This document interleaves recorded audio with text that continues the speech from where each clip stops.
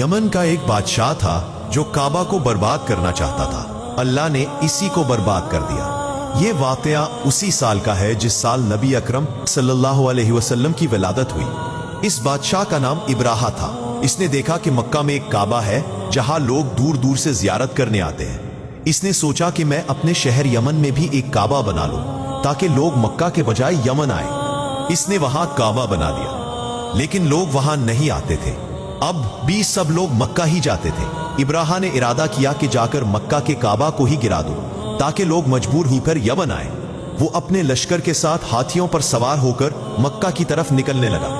ये वाकया कुरान में भी बयान हुआ है। इसे अस्हाबुल फील का वाकया कहा जाता है। अल्लाह ने बताया कि हमने इब्राहा के लश्कर को कैसे हलाक किया। छोटे परिंदे अबाबील आए, उन्होंने कंकर बरसाए और लश्कर मक्का पहुंचने से पहले ही तबाह हो गया।